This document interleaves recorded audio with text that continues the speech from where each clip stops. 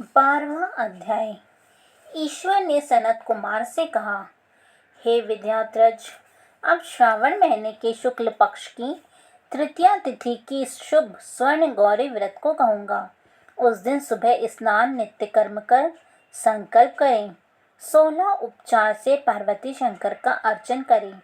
प्रार्थना करें, हे देवादेव, हे जगतपते, हे पुरुषोत्तम, मेरे द्वारा की गई पूजा को आप स्वीकार करें। महादेवी भवानी के व्रत पूर्ति के 16 वायन दंपतियों को दें।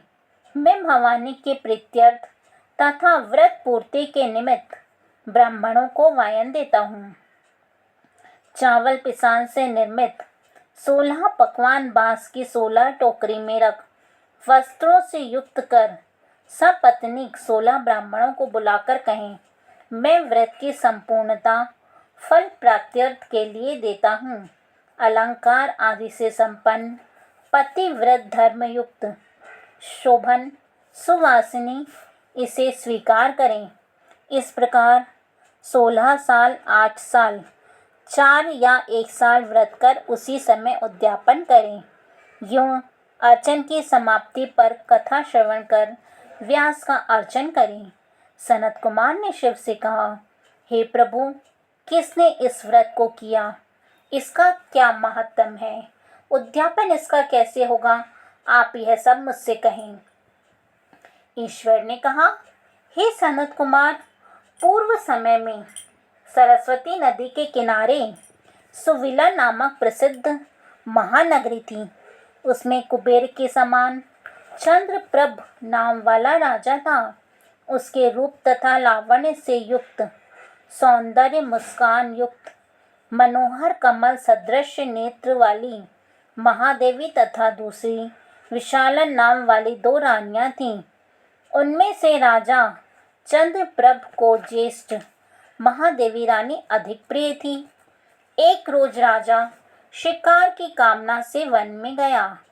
वहां सिंह, शार्दूल, वाराह, अरना, भैंसा, हाथी का शिकार कर प्यास से दुखी हो राजा उस बड़े वन में घूमने लगा। राजा ने अप्सराओं के तालाब को देख उसके किनारे पर जाकर उस तालाब का उत्तम जलपान किया।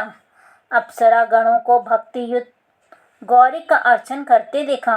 उन अप्सरा गणों से कमल नेत्र वाले राजा ने पूछा, आप यह क्या कर रही हैं? वे बोली, हे निरुपोत्तम, हम स्वर्ण गौरी का व्रत करती हैं। राजा ने कहा, हे देवियों, इसकी विधि तथा इसका फल भी आप विस्तार युक्त मुझसे कहें।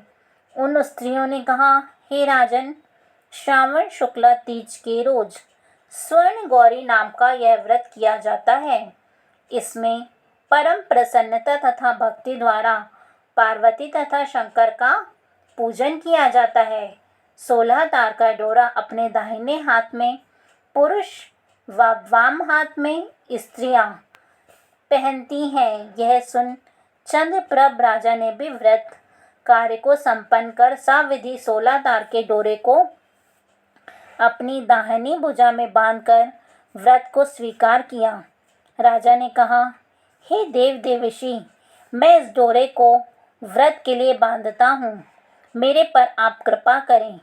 इस तरह देवी का व्रत कर राजा अपने घर आ गया।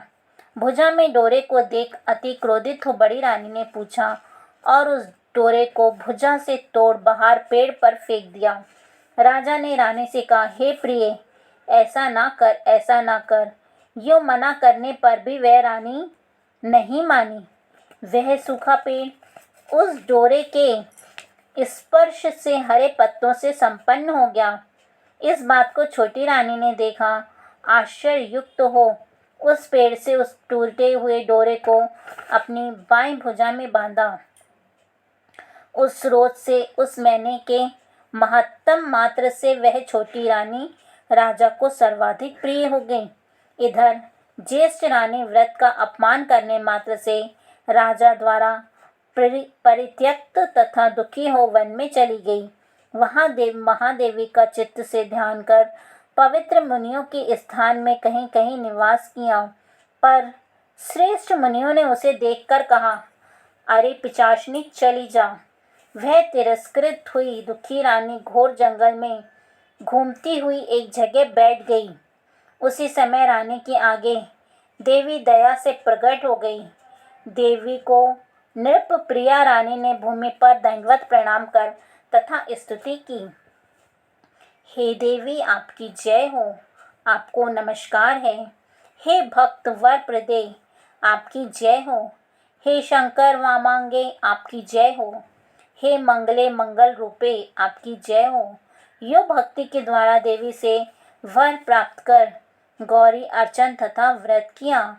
व्रत के प्रभाव से राजा उस बड़ी रानी को अपने घर पे ले आया।